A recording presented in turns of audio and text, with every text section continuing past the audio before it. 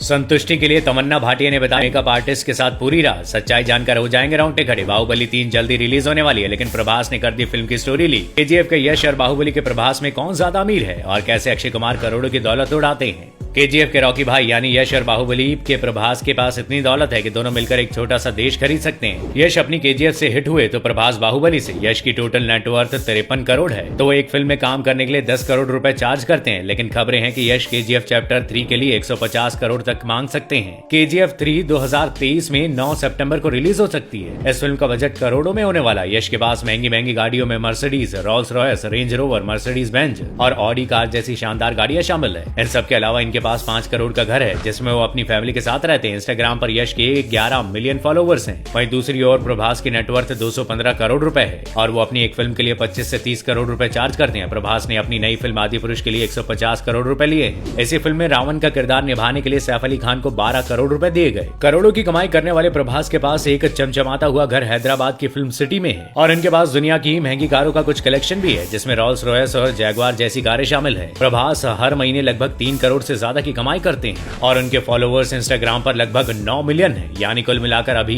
यश को प्रभास के बराबर आने के लिए काफी पैसा कमाना है। और इसी दीवानगी और पैसों के कारण बाहुबली के डायरेक्टर एस राजामौली ने अभी तक बाहुबली 3 को लेकर कोई रिस्पॉन्स नहीं दिया। लेकिन बाहुबली 3 को लेकर नेटफ्लिक्स ने तैयारियां शुरू भी कर दी। यहाँ तक कि फिल्म को शूट भी कर लिया गया था जिसमें बाहुबली के पहले पार्ट से भी पहले की कहानी दिखाई जाने वाली थी, यानी कि बाहुबली की मां शिवगामिनी की कहानी, जिसके लिए फिल्म की शूटिंग में 150 करोड़ रुपए खर्च भी कर दिए गए। लेकिन फिल्म की शूटिंग को बीच में ही बंद कर दिया गया क्योंकि फिल्म वैसी नहीं बन रही थी जैसे कि बनना चाहिए। बाहुबली को किसी भी तरीके से मैच नहीं कर पा रही थी। फिल्म के डायरेक्टर और प्रोड्यूसर नहीं चाहते थे कि बॉलीवुड का नाम खराब हो, लेकिन अक्षय कुमार अपना पैसा ऐसी जगह उड़ाते हैं कि सच्चाई जानकर आप हैरान हो जाएंगे। उनकी साल भर की कुल कमाई 2300 करोड़ रुपए है। अधिकतर कमाई ब्रांड एंडोर्समेंट से आती है जिसके लिए वो एक एंडोर्समेंट के लिए 6 करोड़ से भी ज्यादा की भारी भरकम रकम वसूल करते हैं। इसके साथ ही वो फिल्म के मुनाफे से भी एक बड़ा हिस्सा कमाते हैं। वो ये सारा पैसा महंगे घर और शौक पूरा करने के लिए पानी की तरह बहा देते हैं। अक्षय प्राइम बीच मुंबई में एक लग्जरी घर में रहते हैं जिसकी कीमत करोड़ों में है। उनका गोवा में हॉलिडे विला है और कनाडा में भी आलिशान घर है जिसकी कीमत लगभग 6 करोड़ रुपए है। इसके अलावा मॉरिशस में भी अक्षय ने घर खरीदा हुआ है। और 2020 की फोर्ब्स मैगजीन के मुताबिक अक्षय कुमार सारी दुनिया में सबसे ज्यादा फीस लेने वाले एक्टर्स की लिस्ट में शामिल हो चुके हैं। इसके अलावा उन्होंने देश और विदेश में कई रियल एस्टेट संपत्तियों में पैसा लगाया हुआ है जिसके वो मालिक भी हैं। अक्षय अपना पैसा कारों पर भी जमकर लौटाते हैं। उनके पास कुल 11 लग्जरी कारें हैं। साथ ही उनके पास कई महंगी ब्रांड्स की बाइक्स भी मौजूद है जिन पर उन्होंने अपने पैसों को उड़ाया है।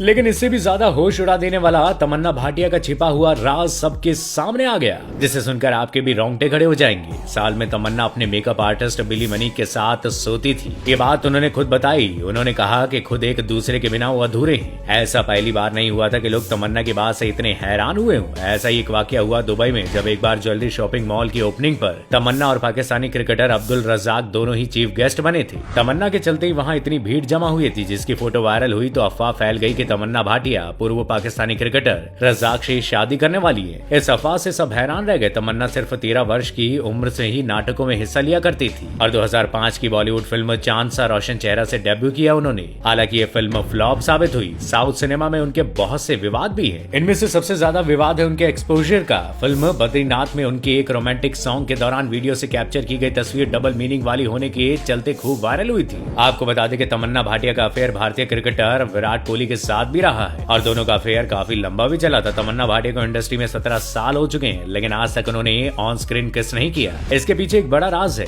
13 साल की उम्र में काम करते हुए तमन्ना ने यह फैसला किया कि वो ऑन स्क्रीन किस नहीं करेंगी। लेकिन जब एक इंटरव्यू में पूछा गया कि कोई ऐसा है जिसके साथ वो किसिंग सीन करना चाहती हैं तो उन्होंने साउथ के एक्टर विजय देवरकोंडा का नाम लिया। लेकिन उन्होंने आज तक किसी भी फिल्म में किसिंग सीन नहीं दिया है। वो किसी फिल्म में काम करने से पहले किसिंग सीन ना करने की शर्त भी रख देती है। लेकिन अब लगता है कि तमन्ना भाटिया अपनी ये शर्त तोड़ सकती है। दरअसल तमन्ना भाटिया ऋतिक रोशन के साथ पर्दे पर किसिंग सीन करते हुए नजर भी आ सकती है। तमन्ना के अगले साल 4 मई 2023 को बोले चूड़िया रिलीज होने वाली है। तमन्ना का निकनेम टैमी और मिल्क ब्यूटी भी है। हाल ही में तमन्ना भाटिया की फिल्म बबली बाउंसर सितंबर 2022 में रिलीज हुई थी जिसमें उन्होंने अपने मुक्कों से विलन के दांत तोड़ दिए थे।